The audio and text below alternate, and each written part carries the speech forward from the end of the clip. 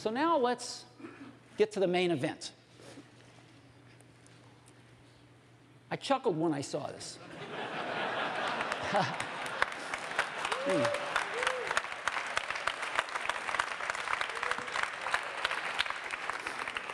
But before we get to that, I want to go back to 1991, when Apple announced and shipped its first PowerBooks. This was the first modern laptop computer. Apple actually invented the modern laptop computer with these PowerBooks. It was the first laptop that had a TFT screen, the first modern LCD screens. It was the first laptop that pushed the keyboard up, creating palm rests, and had an integrated pointing device, in this case, a trackball. Well, of course, almost 20 years later, we've got incredible laptops now. Just a few years ago, in 2007, Apple reinvented the phone with the iPhone. And a few years later, we've got the great iPhone 3GS, the best phone in the world. And so all of us use laptops and smartphones now. Everybody uses a laptop and or a smartphone. And the question has arisen lately, is there room for a third category of device in the middle? Something that's between a laptop and a smartphone. And of course, we've pondered this question for years as well. The bar is pretty high. In order to really create a new category of devices, those devices are going to have to be far better at doing some key tasks. They're going to have to be far better at doing some really important things. Better than the laptop, better than the smartphone. What kind of tasks? Well, things like browsing the web. That's a pretty tall order. Something that's better at browsing the web than a laptop? Okay. Doing email. Enjoying and sharing photographs.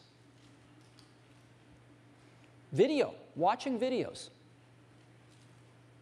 Enjoying your music collection. Playing games. Reading ebooks. If there's going to be a third category of device, it's going to have to be better at these kinds of tasks than a laptop or a smartphone. Otherwise, it has no reason for being. Now, some people have thought that that's a netbook. The problem is, netbooks aren't better at anything. They're slow, they have low-quality displays, and they run clunky old PC software. So they're not better than a laptop at anything, they're just cheaper. They're just cheap laptops. And we don't think that they're a third category device. But we think we've got something that is. And we'd like to show it to you today for the first time. And we call it the iPad. So,